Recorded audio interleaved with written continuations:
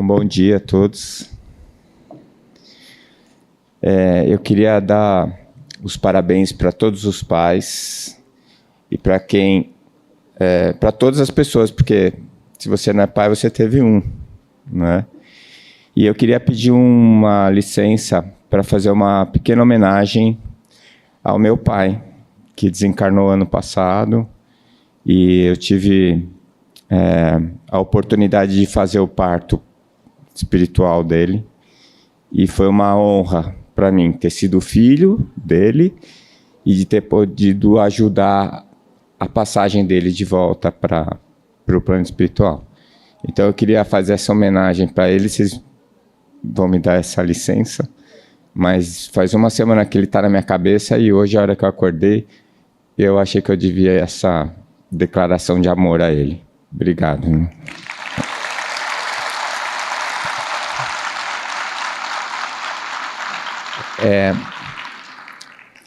Eu tenho que confessar para vocês que esse tema é falso. Eu vou conduzir por um outro caminho. Eu não vou contar qual que é, senão perde a graça. Mas, assim, é para pensar que é Arthur Valadares falando, mas não é. É o Décio. Tá? Então, assim, a primeira parte, a parte filosófica, a gente vai falar um pouquinho sobre Deus. E eu vou confessar para vocês que eu sempre tive uma certa dificuldade para entender Deus. Até que eu descobri que não dá para entender. Né? Tem uma frase de Humberto Roden, que é um filósofo brasileiro que eu gosto muito, apesar dele falar mal do espiritismo. Eu acho que agora que ele desencarnou, ele já sabe que ele falou besteira quando ele falou mal do espiritismo. E ele tem uma frase, ele fala assim, que Deus seria esse que em tua inteligência coubesse. Não é? Quer dizer, a gente não tem a menor condição de entender Deus. Muito menos definir. Porque definir significa determinar um fim, delimitar. Como é que você vai delimitar algo que não tem limites? Que sempre foi e que sempre vai ser. Então, literalmente, é impossível definir Deus. Como não dá para entender, porque a gente é criatura e Ele é o Criador, então o que é que sobra? Sobra o conceito. Porque eu sempre digo que nós estamos muito longe dele, mas ele está em nós. Então é para nós sentirmos Deus. Não é para a gente entender, não é para a gente definir, não é para a gente delimitar. Por quê? Porque ele é parte intrínseca da nossa essência, que nos criou, e ao mesmo tempo é ele quem mostra o direcionamento para a nossa felicidade e nosso bem-estar. Então, eu acho que vale a pena falar um pouquinho sobre Deus, né? E nós vamos fazer isso agora. Eu estou apanhando um pouquinho, a gente dá um passe aqui, ele funciona. Livro dos Espíritos. Primeiro livro, As Causas Primeiras, capítulo 1. Kardec pergunta, que é Deus? É interessante porque tem algumas traduções que colocam quem é Deus. Não, a pergunta original de Kardec é que é Deus? E essa pergunta é genial, porque diz que as perguntas é que são importantes, não as respostas. Não é? E na pergunta, se ele pergunta quem é Deus, ele está dizendo que Deus é alguém. Se ele pergunta o que é Deus, ele está dizendo que Deus é alguma coisa. E Deus não é alguém, Deus não é alguma coisa. Eu acho que está na hora da gente crescer um pouquinho. Essa visão do Deus antropomórfico, que é o velhinho de barba sentado na cadeira, gente, por favor, não dá mais. Né? Nós somos adultos, estamos vivendo 2025, o planeta já está indo para o planeta de evolução e nós ainda estamos achando que Deus é um velhinho de barba que manda quem vai para a direita e quem vai para a esquerda. Está difícil. Né? Mais ainda, a gente achar que a gente está fazendo ainda o que a gente fazia na época da cultura grega, da mitologia, em que a gente colocava os deuses com os nossos defeitos. E a gente põe um Deus que pune, que põe de castigo. Não, gente, não dá também. Já é difícil acreditar nisso na cultura contemporânea. Imagina sendo espírita. Então está na hora da gente parar para pensar um pouco melhor sobre isso, tá? Eu vou confessar para vocês que, num primeiro momento, eu tive uma certa dificuldade, isso me afastou um pouco dele, né? E aí, o que eu fiz? Eu me agarrei em Jesus com unhas e dentes, porque é o cara que está mais perto e que... Ele teve aqui, ele tinha 2 olhos, nariz, boca, cabelo, não é? Falava, a gente tem as frases, as palavras dele, é muito palpável, é muito fácil. Né? Existem registros históricos dele, da passagem dele aqui, e vamos combinar, são 2025 anos, nós ainda estamos falando do cara. E não tinha rede social na época, não é? Não tinha nem imprensa, e olha lá. Então, a força dele é incomensurável. Agora, dali, de toda essa hierarquia, porque assim, Jesus é o cara do planeta, mas tem o cara do sistema solar, tem o cara da galáxia, não é? Então, existe assim, nós estamos bem longe ainda do negócio, estamos começando. Mas como eu disse para os jovens ontem, nós somos metade do grão de areia, mas nós somos aquela metade do grão de areia. Não tem ninguém igual a gente, nunca ninguém vai ser igual a gente. Por quê? Porque ele fez a gente com uma coisa chamada livre-arbítrio. E ele não nos fez completos, ele nos deu a oportunidade de aprendermos. Então, se ele tivesse feito todo mundo completo, a gente ia ser tudo igual, não ia ter criação. Ia ser um bando de clones. Mas ele criou todo mundo perfectível, sem nada de desenvolvimento, mas com 100% de potencialidade. E ele nos deu o livre-arbítrio e falou, agora anda, se vira. É claro que não é um se vira e deu as costas, ele continua tutelando a gente como um bom pai. Mas ele criou as leis que impedem a gente de não chegar lá. A nossa condenação, a única condenação e a única coisa que é determinística na criação divina é que nós vamos ser perfeitos.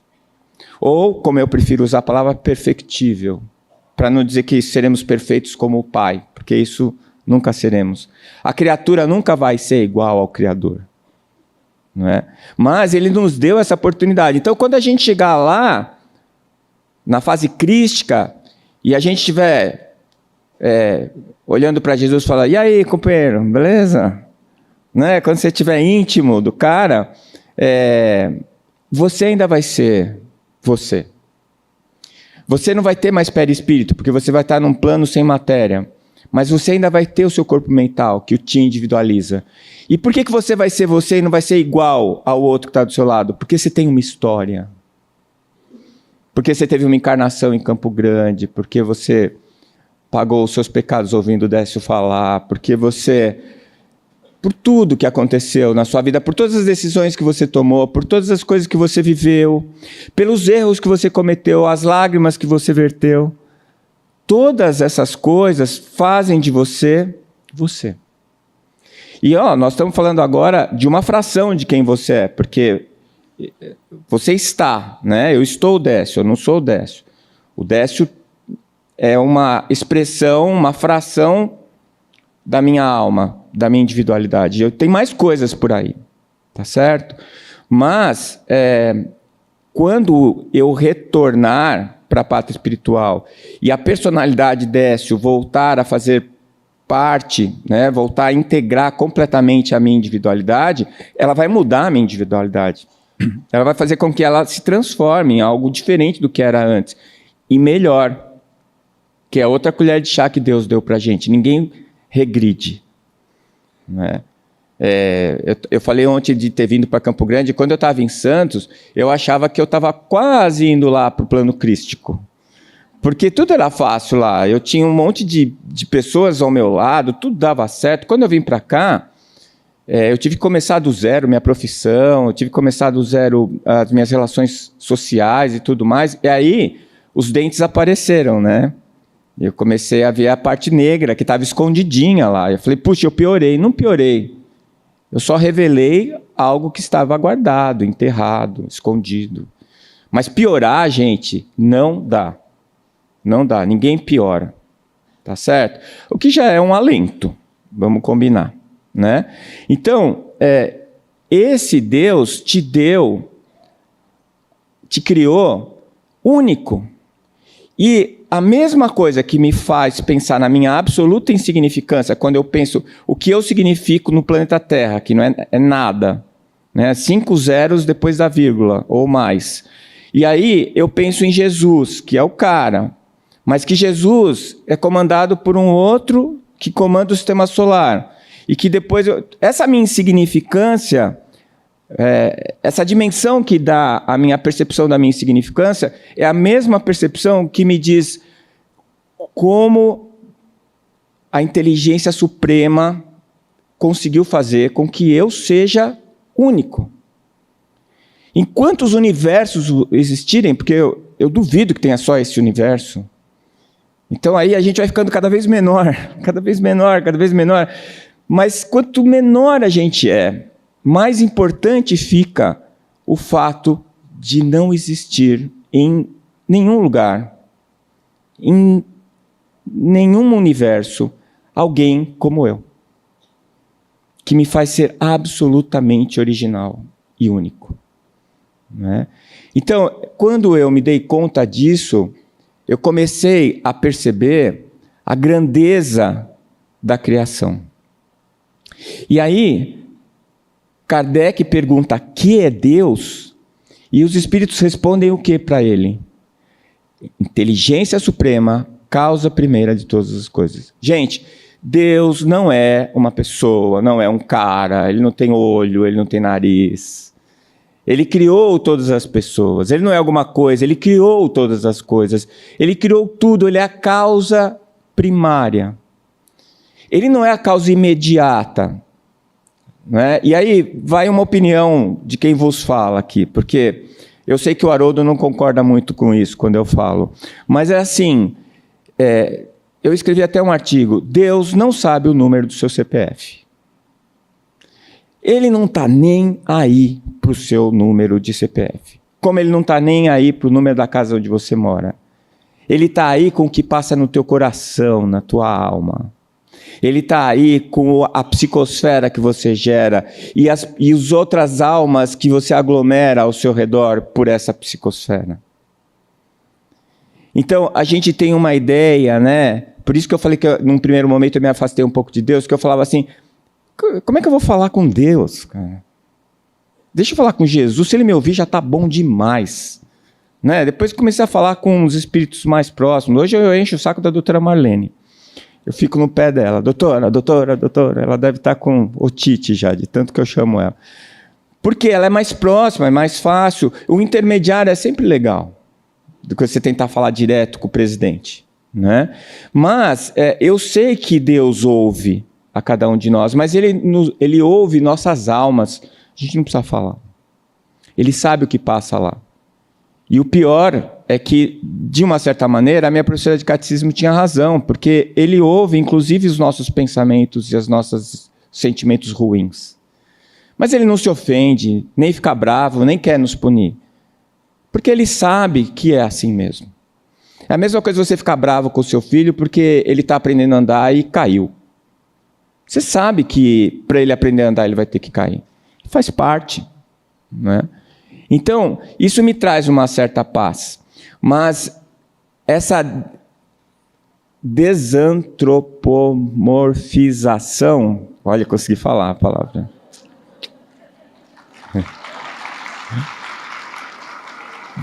Essa coisa de você parar de olhar Deus como um homem, como uma pessoa... Tá? Porque já olhar ele como homem já é uma coisa demodê, né? Por que é homem? Por que não pode ser mulher? Né? Eu até preferi uma mulher, eu acho muito mais aconchegante do que um homem. Então, porque a coisa da mãe, né? É a mulher que é a mãe, é ela que dá a vida, é ela que acolhe, ela que amamenta. Então eu prefiro, se tiver que pensar numa coisa antropomórfica, eu prefiro pensar em Deus como mulher do que como homem. Né? Mas ele não é nenhuma coisa nem a outra. Mas ele está lá, ele existe, ele é real. Ele é mais real que as nossas ideias, os nossos pensamentos, as nossas ilusões. Tá? E ele é essa causa suprema. Quais são as provas da existência de Deus? E aí Kardec pergunta, onde se pode encontrar a prova da existência de Deus? E os espíritos respondem, num axioma que aplicais às vossas ciências, não há efeito sem causa. Procurai a causa de tudo o que não é obra do homem e a vossa razão vos responderá. Então eu sempre conto esse diálogo que eu tive com o meu materialista favorito, lá em casa. Ele falou assim para mim, pai, eu não entendo, você é um cara tão inteligente, tem pós-graduação, como é que você acredita em Deus? Eu falei, cara, por questões científicas eu acredito em Deus. Ele falou assim, como assim? Eu falei, como é que começou o universo? Você sabe, com o Big Bang. Eu falei, eu acredito, os cientistas acham que é o Big Bang, eu acho bem provável que seja, existem várias evidências sobre isso. Legal, você não acredita? Eu acredito. E onde é que entra Deus nisso? O que tinha antes do Big Bang? Ele falou, nada. Eu falei, eu sou místico? Você acha que o nada deu tudo que existe e eu sou místico? Eu te falo que antes do Big Bang tinha alguma outra coisa. Era Deus? Eu falei, não sei. Mas essa outra coisa tinha que ter uma causa, que tinha que ter uma causa, que tinha que ter uma causa, que tinha que ter uma causa. Vai chegar uma hora que nós vamos chegar na causa primária. É isso que eu chamo de Deus. É uma necessidade epistemológica. Você não pode ser um cara racional, lógico, se dizer cientista e não acreditar na causa primária. Isso é inaceitável. É a mesma coisa que você acreditar em mágica. O cara foi lá, bateu, estalou o dedo e saiu um coelho da cartola, ele materializou um coelho. É possível? É possível. Mas ele fez aquilo? Claro que não. Não é? Quem é que vai materializar o coelho? Talvez, sei lá, Jesus materializava, se ele quisesse. Eu tenho certeza disso. Mas para ganhar um troco, se pagar ingresso? Com certeza não. Com certeza não. Não é? Então, eu acho que a gente precisa começar a colocar Deus dentro das nossas cabeças, num lugar mais adequado. Para a gente parar de atribuir a Ele os nossos próprios defeitos e as nossas próprias dificuldades. A dor que Ele não nos dá para nos punir, Ele nos dá para nos orientar. A gente vê isso na medicina. As afecções em que o paciente não é capaz de sentir dor são as piores. O paciente com mal de Hansen, né, com a lepra, ele para de sentir dor, por isso que as lesões são graves. Ele tem a lesão e não percebe que lesou. O paciente diabético que tem que amputar às vezes o pé, o dedo do pé, ele sente, as lesões chegam nesse ponto porque ele não sente dor, ele não consegue perceber que tem alguma coisa errada. Tem uma síndrome que a criança nasce sem capacidade de sentir dor e o diagnóstico é quando ela nascem os dentes, porque ela mastiga a própria língua. Por quê? Porque não sente dor. Então a gente não pode reclamar da dor. A dor é necessária, ela nos avisa que nós estamos no curso errado, ela nos dá a direção, ela não nos dá a direção, mas ela diz que a direção que estamos tomando está equivocada. E ela nos dá a chance de recuperarmos a direção correta. E aí, quando você não aceita a dor e fica bravo com a dor, quando você se revolta, quando falta resiliência, aí vem o sofrimento. Por isso que Buda dizia que a dor é obrigatória, o sofrimento é optativo. Sofrer é não aceitar a dor. E a dor não veio para te punir, a dor veio para te avisar que você está no caminho errado. O Haroldo não falou ontem? Bem, você está no caminho errado, você pegou a estrada errada. Pois é, quem faz isso? Quem é o bem? A esposa. É a dor. Não estou fazendo nenhuma alusão diferente, não. Isso é de vocês, eu só estou fazendo uma comparação, assim, figurativa, tá bom? Pode ser você, a mulher, dirigindo, era a dor que ligou para o seu marido, né? Porque eu digo sempre assim, a bruxa sempre casa com o traste. E o traste com a bruxa, são as duplas que andam por aí, né? Mas se amam, esse que é o detalhe. Tá certo? Então é assim, a gente precisa desse entendimento para melhorar a nossa resiliência e a nossa capacidade de entender o que está acontecendo conosco. Nós já somos suficientemente maduros e temos, principalmente os espíritas que recebem essa herança nos deixada por Kardec, que traz uma quantidade enorme de respostas para perguntas tão antigas e que a gente não tinha essas respostas, né? Então, eu preciso começar a perceber essas diferenças. E que Deus não é a causa imediata, Ele é a causa primária. Muitas vezes a causa imediata está muito mais próximo de nós do que nós imaginamos. Quem é a causa do seu corpo? É Deus? Não, Deus é a causa de tudo, é a causa primária. Mas o seu corpo, quem criou foi você. Por isso, não adianta reclamar. Não tem devolução. Liga para o SAC, Serviço de Atendimento ao Consumidor. Eles vão falar, mas você que escolheu desse jeito. Nós mandamos exatamente o que você pediu. Aliás, nós mandamos um pacote melhor. Na hora da embriologia, lá, da divisão celular, você que mudou. Porque você estava esquisito lá na hora, você não entendeu o que a gente estava falando, deu errado. Mas a culpa é sua. Foi na hora de montar, que as peças estavam no lugar certo. Então não tem como a gente reclamar. E a diferença entre uma coisa e a outra, o que é divino, o que é criação divina e o que é cocriação. Quando é eterno, é divino. Por isso que eu sei que nós somos divinos. Porque nós somos eternos. Então eu sou... como é que eu sou imperfeito se eu sou divino? Nós somos perfeitos. Estamos incompletos, mas somos perfeitos.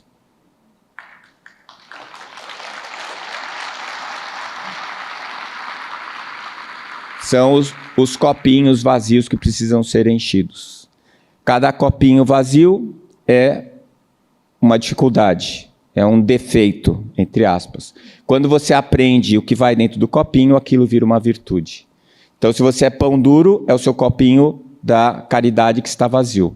Aumente a caridade vai preencher o copinho, você não vai mais ser pão duro, você vai ser caridoso. E aí o copinho muda, em vez de pão duro, vai escrever caridoso. E a hora que todos os copinhos da sua bandeja estiverem cheios, você não precisa mais encarnar. Você vai para o plano crístico. Tá? E é esse processo que nós estamos enchendo os nossos copinhos, tá? Com as virtudes. Alguns dos enganos que eu acho que são gerados por essa tradição judaico-cristã e por outras culturas que tentam trazer uma explicação de Deus, né? De que Ele é um ser, de que Ele castiga, né? Que Ele vai te perdoar. Gente, o Chico Xavier falou que perdão era coisa de espírito atrasado. Aí o pessoal ficou todo, mas como assim? Ele falou, porque se você precisa perdoar é porque você se ofendeu. Se você se ofendeu é porque você não ama incondicionalmente. É isso. O perdão é o antídoto para um veneno que você produz todo dia, que se chama má água. É a água contaminada.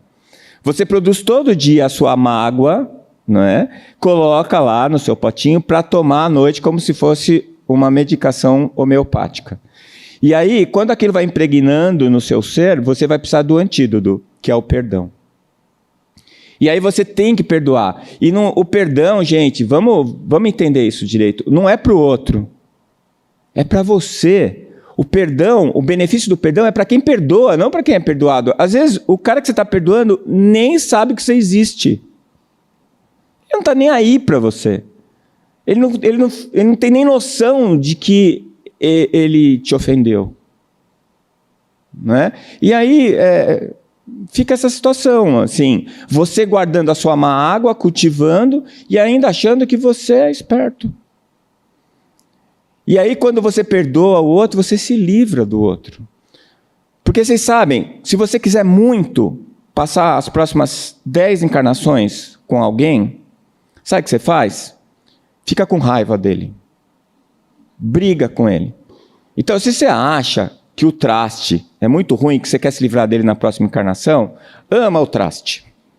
Porque senão ele vai ser teu marido de novo.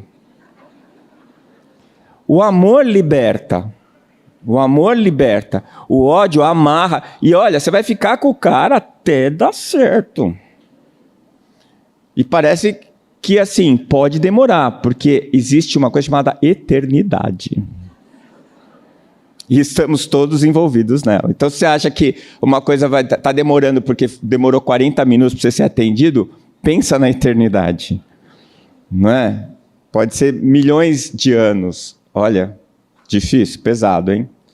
Então, vamos lá. A gente precisa perdoar porque é uma necessidade de cada um de nós.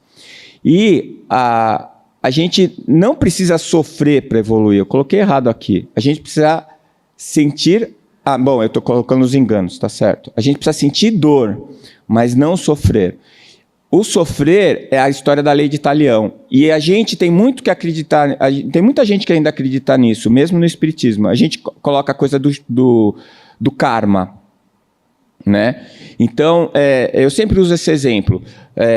No passado, eu era um carrasco que matava todo mundo com uma estaca no coração. E matei um monte de gente desse jeito. Na próxima encarnação, eu vou nascer com uma malformação no coração. Pode ser. Mas você pode também nascer numa família que te dê a possibilidade de ser médico, cirurgião cardíaco e vai consertar as malformações dos corações dos outros. Quem que escolhe isso para você? É Deus? Não. Deus quer que você se dê bem o tempo todo. Ele é teu pai. Mas você, a tua consciência é que vai escolher esse caminho. E vou te dizer mais. Se você não se perdoar, nasce com a malformação cardíaca. Se você se perdoar, aí você nasce cirurgião. Então, você precisa resgatar. Sem dúvida que sim. Você cometeu um erro, esse erro te desviou, provocou um desequilíbrio na tua alma que precisa ser reequilibrada. Para ser reequilibrada, eu preciso da lei de ação e reação, que é uma força com a mesma intensidade, com o sentido contrário.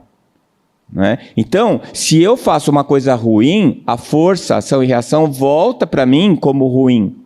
Se eu faço uma coisa boa, ela volta como uma coisa boa. Né? Lembra? O plantio é optativo, mas a colheita é obrigatória. Então, se eu plantei bem, eu colho bom. Se eu plantei mal, eu colho ruim. Mas dentro desse processo, eu escolho. Não é? E se eu perdoo, eu posso escolher o lado bom. Eu posso recuperar aquela energia que eu desviei de uma maneira produtiva, diretamente produtiva, sem tanta expiação. Porque eu estava falando ontem, né? Eu procurei no dicionário o significado da palavra expiação. Sabe o que é? Autoflagelação. Eu não gosto disso, não. Pegar o chicotinho, ficar batendo nas costas e falar assim, eu não presto para nada, isso é uma porcaria. Vai ser arrogante assim no inferno. Literalmente no inferno. Né? Não é isso. A gente precisa se levantar, se mobilizar e fazer alguma coisa para consertar a burrada. O arrependimento é o diagnóstico. Fiz bobagem. E agora, o que você vai fazer com isso? Vai sentar na beira do caminho com o chicotinho para ficar se flagelando? Isso se chama culpa. Ou você vai levantar e vai ver, vamos lá, onde que eu começo para consertar esse bando de coisa errada que eu fiz? Isso é responsabilidade. Da culpa, você escapa. Só depende de você e da sua capacidade de perdão. Por isso que eu acho que Jesus falou 70 vezes 7. 70 vezes 7, para mim, perdão, 70 vezes 7, termina antes do meio-dia. 70 vezes 7. Tudo me ofende. O cara passa me fechando no trânsito, eu já xingo ele. O outro não falou bom dia para mim, eu já fico bravo. Eu não sei vocês, mas assim, 70 vezes 7, vai. Antes do meio-dia, exagero, mas uma semana dura o seu estoque de perdão? Precisa ser infinito. Enquanto dure. Porque a hora que você parar de se ofender, você para de criar má água, você não precisa mais do antídoto. Agora, você achar que Deus, porque você deu um soco, você vai ter que receber um soco, que Deus determinou isso? Não. A lei de ação e reação não é olho por olho, dente por dente. Não é a lei de Talião. Tá? Então, Deus existe. Causa primeira, sim, Ele é a causa primeira. É a causa primária, é a origem de tudo. É a origem de tudo que existe. Seja inteligência, seja matéria, tá? E ele sempre existiu e sempre criou. E isso me trouxe algumas dificuldades, porque assim, qual foi a primeira alma que Deus criou? Não teve primeira alma. Por quê? Porque ele sempre criou. Se ele sempre criou, não teve começo. Aí ficou ruim, né? Então vamos parar por aí. Isso daí não dá para... E a gente sabe se ele criou é perfeito, e se é perfeito é eterno. Então, somos todos perfeitos. Somos, sim, apesar de você não acreditar nisso, mas a gente ainda faz coisas erradas. A gente faz o mal. E aí, eu vou falar para vocês de Santo Agostinho, porque isso foi uma grande revelação para mim. Porque Deus criou tudo. Yes. Criou o mal. Uai. Mas se ele criou tudo, ele não criou o mal? Aí Santo Agostinho vem e me diz assim, o mal não existe. O mal é o incriado. O mal é a ausência. Como a escuridão é a ausência da luz. Pronto. Resolveu. Meu Deus está completo agora. Eu consigo amar Ele incondicionalmente. Talvez a gente comece o nosso amor incondicional por Deus, porque também Ele é perfeito, Ele faz tudo certo. É difícil não amar Ele, né? Quebra os nossos galhos, mas nos criou. Ele é o Pai, né? No Dia dos Pais, hoje a gente tem que fazer essa homenagem a Ele. Então, tá tudo certo. Mas assim, o mal que eu causo, na verdade, é a escuridão que eu gero pela minha ausência de conhecimento. E Deus criou o amor. Para mim, o amor é o elemento do pensamento divino. É a partir deste elemento que tudo se faz. E aonde existe criação, existe o bem. Como Ele quis dar para a gente a originalidade, e Ele nos deu o livre-arbítrio, e Ele nos fez perfeito, porém incompletos, esse processo de aprendizado, para completar os nossos potinhos, leva à necessidade de tentar. E quando a gente tenta, a gente erra. Então, todas as vezes que você for aprender alguma coisa, você vai começar fazendo errado. Tem outro jeito, gente? Quando você aprendeu a andar, o que acontecia? Caía. Quando você aprendeu a falar, o que você fazia? Falava errado. Aliás, todo mundo achava bonitinho. Não é? Por que quando você erra, quando você é pequeno, todo mundo acha bonitinho, e quando você é grande, todo mundo fica bravo? A gente ainda é pequeno, a gente ainda está crescendo como espírito. Então, conforme a gente vai aprendendo, a gente vai tentando. E conforme você tenta, você erra. Você sabe o que significa a palavra pecado? Errar o alvo. Quem erra o alvo, gente? Quem tenta acertar. Se eu não tentar acertar o alvo, nunca vou ficar bom. Nunca vou atingir o alvo. Então, vamos pecar. Estou liberando todo mundo aqui para pecar. Porque você tem que tentar acertar o alvo, meu Deus do céu. Ele deu a oportunidade, ele deu o arco, a flecha, pôs o alvo na sua frente, pega a danada da flecha e tenta acertar. E vai errar no começo? Vai. E aí o que você faz? Chora? Não, pega outra flecha, tenta de novo. Sabe? Porque é o único jeito. É o único jeito de aprender. Então, o que é o mal? O mal é a nossa ignorância. E como é que a gente extingue o mal? Aprendendo, tentando. E na hora que você errar, você pega e fala assim, nossa, eu não podia ter feito isso, meu Deus, eu não presto para nada. O que você está fazendo? Você está usando o seu orgulho e a sua vaidade para justificar a sua incapacidade de perdão. Nessa hora você tem que dizer para você mesmo, mas eu estou aprendendo. Faz parte. E é a última vez que você errou na vida? De jeito nenhum. Vai errar um monte de vezes. Tem um monte de coisa que a gente faz errado e a gente nem percebe ainda, não tem nem a capacidade de perceber que você fez a bobagem. Aquelas que você percebe, dá graças a Deus e tenta consertar. Em vez de ficar sentado chorando as mágoas. Que isso é muito chato, vamos combinar. Eu não presto para nada, ai meu Deus, por que eu fiz aquilo? Cara, para. Não é? É a tal da lágrima de crocodilo que a minha avó falava. Isso não serve para nada. Sabe? Chora por emoção. Chora de felicidade. Chora de tristeza, mas não de arrependimento. Quando você se arrepende, amigo, levanta e vai trabalhar. Vamos consertar as coisas erradas que a gente fez. Tá? E aceita a sua incompletude. Porque você é isso neste instante. E ainda vai ser por muito tempo, tenho a impressão. Tá? Então, a nossa criação, puros ignorantes, é para a gente ser alguém original, tá? E Deus não criou o mal. Eu nunca vi a escuridão apagar uma luz. Se você estiver numa sala totalmente fechada, escura, se abrir uma frestinha na janela, a luz é que entra, porque a escuridão não existe, ela é a ausência, tá? É a ausência da luz, como o mal é a ausência do bem. Muito bom. Como a gente pode nos completar? Evoluindo. Aliás, foram as regras que foram colocadas por Deus. A evolução. Nós somos, como espíritas, eminentemente evolucionistas. E uma evolução que não é só observada a partir do corpo físico, como Lamarck, como Darwin. Não. Ele fala de uma evolução em 2 mundos. Não é? Vocês já ouviram falar disso em algum lugar? Tem um tal de um livrozinho do André Luiz chamado Evolução em 2 Mundos, né? Que todo mundo tentou ler, ninguém entendeu nada. Vou dizer uma coisa para vocês. Nós terminamos lá na AME, Mato Grosso do Sul. Foi a minha 8ª vez que eu estudei o livro.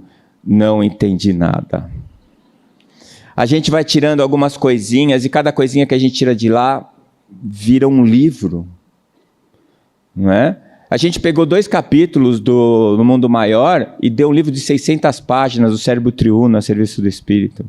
Aquilo ali é igual leite condensado. Você pode pôr água pra caramba, vai dar litros e litros de leite, né? Tem muita coisa ali. Mas ali ele explica exatamente essa evolução em 2 mundos e a cocriação. Nós somos cocriadores menores, não é? Jesus é um cocriador maior. Jesus está criando o planeta. A gente cria móveis, a gente cria prédios, não é? A gente está cocriando. E que tenhamos responsabilidade nessa cocriação, tá? Mas a cocriação maior são aqueles que são as causas imediatas, porque a causa primária só tem uma, é Deus, tá? Então vamos evoluindo, tentando, errando e acertando quantas vezes forem necessárias. Não adianta ficar desistindo, viu, pessoal? Então, no final, o que é servir a Deus? E é por isso que eu falei que eu estava enganando vocês. Eu não falei nada que vocês imaginaram que eu ia falar, né? Da alegria de servir a Deus. Servir a Deus, na minha opinião, é seguir o curso da criação, que é inexorável. Não é? Como eu disse no começo, a única coisa a qual nós somos totalmente condenados é a sermos felizes. E por mais que você resista, não vai dar jeito. Né? Quando você tenta ficar estagnado, vem a dor e te põe em movimento. A dor é fundamental.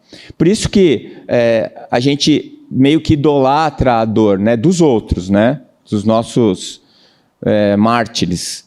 Mas a dor, ela é necessária e fundamental. Enquanto nós ainda precisarmos de orientação. Ela é uma orientadora. Tá? Agora, no final das contas, a gente vai chegar lá e vai chegar bem. Tá? E isso é uma coisa que me traz uma certa tranquilidade. Eu gostava muito de uma frase que a doutora Marlene falava. Ela dizia assim: filho, calma, Jesus está no leme. Bom, se Jesus está no leme, eu estou de boa. Né? Põe o cinto de segurança, porque o barco balança. Põe o cinto de segurança, se agarra. Na minha época chamava PQP, né? Onde a gente agarrava no Fusquinha, tinha um PQP aqui, um aqui. Então segura no PQP, põe o cinto de segurança e reza. Mas confia, porque o motorista é bom. E o barco vai chegar. Então o que a gente precisa fazer é tentar se orientar para não sentir a dor.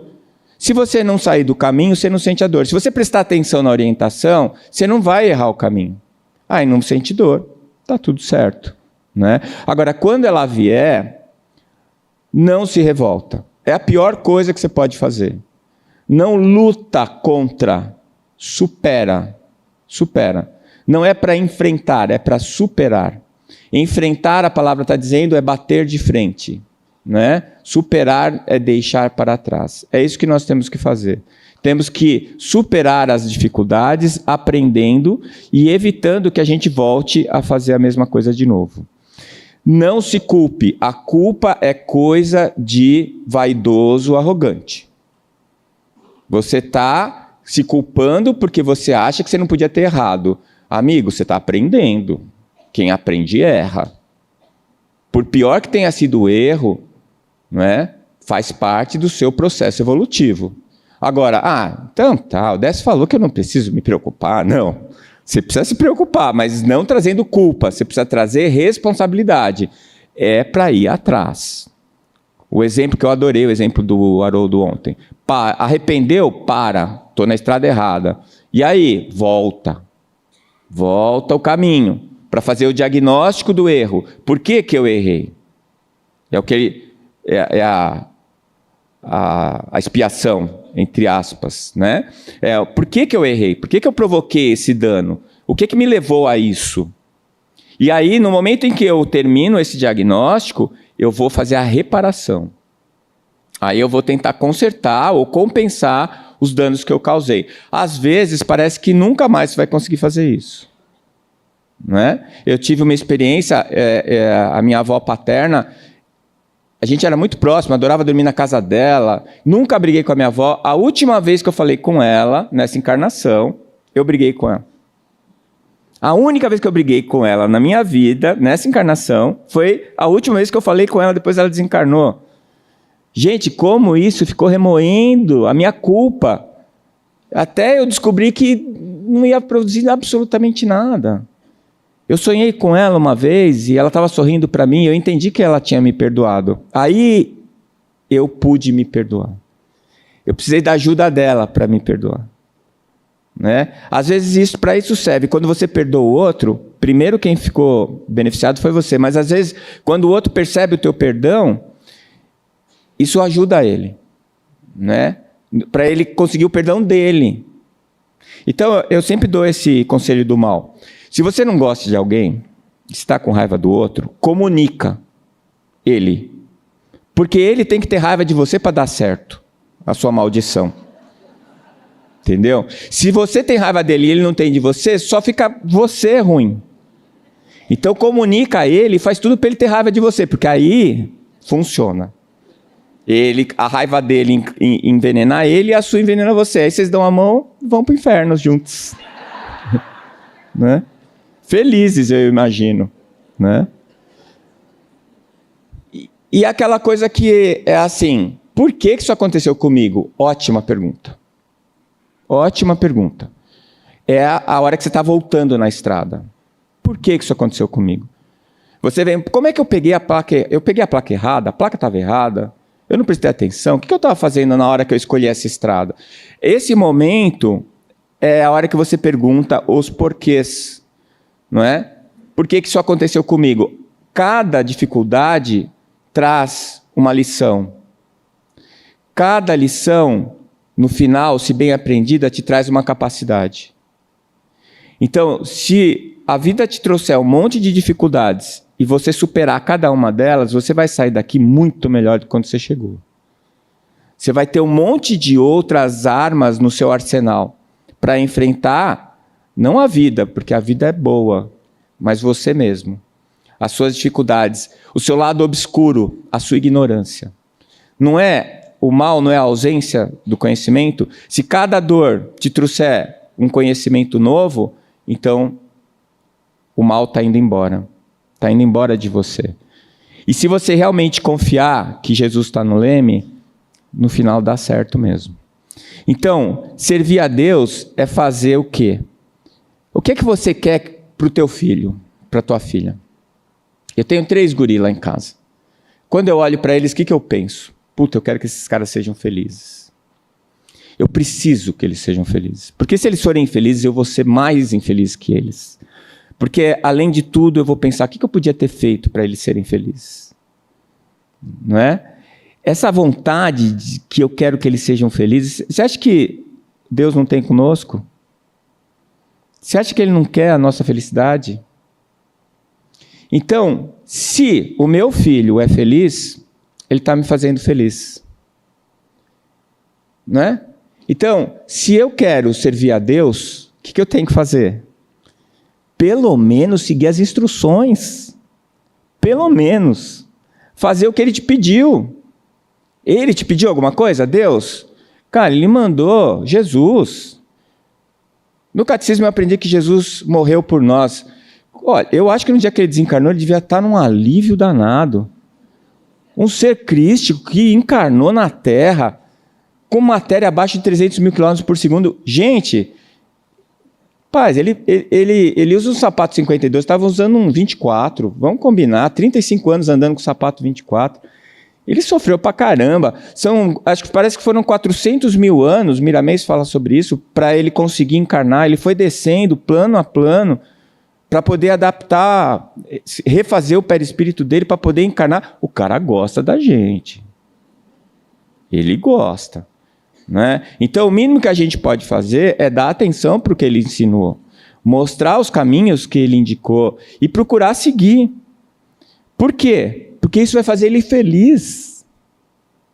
E o bom da história é que ele só vai ser feliz se a gente for. Então, não combinou? É fácil. Então, vocês podem ir embora agora. Vai, não peques mais. Seja feliz, a partir de amanhã sua vida mudou. Né? Não é bem isso. Né? Por quê? Porque a gente ainda está tão impregnado com a vaidade, a gente está tão impregnado com o egoísmo, e ele não é assim, o egoísmo não vem da nossa má formação, não é nada disso, o egoísmo faz parte do processo de crescimento. Vocês já pararam para pensar nos instintos básicos? Os instintos básicos, eles vêm para a sobrevivência do indivíduo. E isso está impregnado lá. Nós estamos num prédio que já tem 7, 8 andares, mas o primeiro andar está lá. E ele continua agindo sobre nós como sempre agiu. Então, enquanto você está encarnado, né, aquilo está fazendo parte de você, aquilo está te influenciando todo dia. E aquilo faz com que você consiga estar encarnado e vivendo. Então, essa coisa da dificuldade da gente se libertar do egoísmo, da vaidade. A vaidade vem muito dessa coisa do macho alfa, do predominante na matilha. Tudo isso vem da questão instintiva. E a inteligência e o pensamento contínuo, ele nos convida a hierarquizar esse instinto, subordinar esse instinto.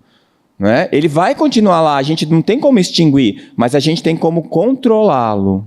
Eu sempre brinco, né? Se o chefe vai lá e fala uma bobagem para você, te xinga, te trata mal, você fica quieto, porque você não quer perder o emprego. Aí você sai, né? Absolutamente sereno, entre aspas, consegue outro emprego, volta lá e xinga ele também.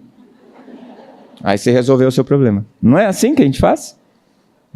Então nós estamos nessa fase assim, mas acho que a gente tem que procurar a humildade. E humildade, gente, não é se fazer menor do que você é. Isso também é arrogância e vaidade. A humildade é você encontrar o seu exato lugar. Então, quando a gente está procurando a humildade, é como um pêndulo que fica chacoalhando. Uma hora a gente acha que a gente é o máximo, outra hora a gente acha que a gente não é nada. Você não é nem o máximo, nem nada. Você é você. Tá? Tem um lado teu que funciona, tem um lado teu que não funciona. Os copinhos vazios estão vazios, não funcionam. Os copinhos cheios funcionam. Então você pega o que você já tem e divide. A história dos talentos, eu nunca entendi isso. O S deu o talento, o cara enterrou, devolveu o talento, ele ficou bravo. Ué, ele deu o talento para ele guardar. Não era para ele guardar, era para ele multiplicar. Era para ele multiplicar. Os talentos que você recebeu não é para você botar embaixo da terra. Não é. Eu sempre uso esse exemplo, porque depois eu ganho um bolo de banana, porque eu adoro bolo de banana. Então eu falo assim, se você sabe fazer um belo bolo de banana, que todo mundo elogia, faça.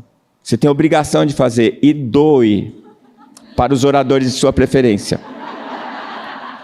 Doe. Porque isso vai fazer ele feliz. Entendeu? Aí você fica assim, não, meu bolo não é tão bom assim, não. Aí o pessoal vem me elogiar das palestras. Eu acho que eu faço uma boa palestra, o pessoal gosta. Então eu vou lá e vou fazer. Agora, dizer que eu sou santo, que eu conheço muito, aí já é ilusão de vocês. Mas a questão da técnica, né? Eu estava falando isso com o Cleidson agora. E eu, nessa encarnação, eu recebi esse talento. Eu tento dividir, multiplicar, porque eu me sinto bem fazendo isso. Se eu soubesse fazer bolo de banana, eu ia fazer.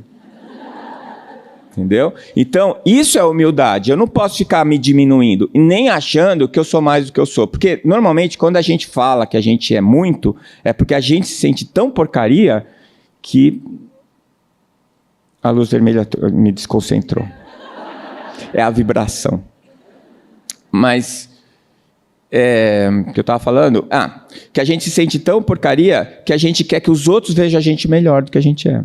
E aí a gente fica se enganando e enganando quem está ao nosso redor. Achando que está enganando, né?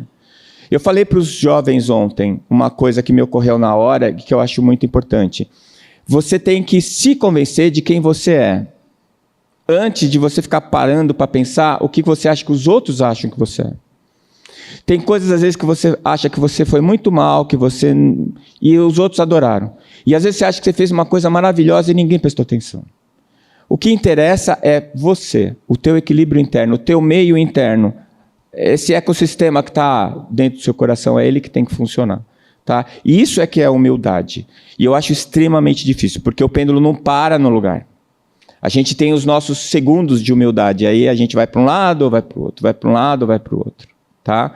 Então, no final, a conclusão que eu tiro é: o que é servir a Deus? Servir a Deus é auxiliar o curso da criação. Ele vai acontecer com você, sem você ou apesar de você. Mas se você aproveitar as oportunidades que você tem, bom para você. Não é? Se não fosse eu aqui falando, tem milhões de pessoas que seriam capazes de falar. Né? Aí mesmo, entre vocês, tinha gente que talvez fizesse melhor do que eu estou fazendo. Mas a chance é minha. E eu estou agarrando ela com unhas e dentes. Porque quando eu chegar do lado de lá, eu quero que tenha alguém falar assim: finalmente, hein, Décio? Orra! Demorou, hein? Eu espero que seja a doutora Marlene ainda. Assim, tá bom, filho, dessa vez passou. Falei, que bom. Porque eu acho que essa é a primeira encarnação decente que eu estou fazendo, né? Não é lá essas coisas, mas pelo menos eu já não vou com nota vermelha no boletim. E para isso acontecer, você não pode se revoltar. Luta para melhorar você mesmo, e se você se melhora, você melhora o seu entorno. Isso é servir a Deus. Para de culpar os outros, para de terceirizar a culpa. Para. Tá certo? Se o outro errou, esse é o problema dele. Você tem que se preocupar com os seus erros, que já são bastantes, são muios, e precisa bastante coisa ainda para resolver. Então, antes de você começar a apontar o dedo para o outro, presta atenção. Tem aquela história, né, que quando você aponta um dedo para o outro, tem 4 apontados para você, né? Eu acho que é por aí. Tá? E é aquela velha frase, a palavra educa, mas o exemplo arrasta. Não adianta nada você fazer uma palestra maravilhosa e depois fazer bobagem. Né? A minha mulher que fala que eu sou louco fazendo, mas eu conto as minhas bobagens também. Eu fui lá no Congresso Mundial na Colômbia, em Cartagena de Índia, estava me sentindo o máximo, né? No Congresso Mundial de Espiritismo, fazendo palestra. Fui lá, fiz uma palestra sobre Fisiologia Transdimensional, do meu livro. E aí estava, né, a gente fica, né, se achando, né?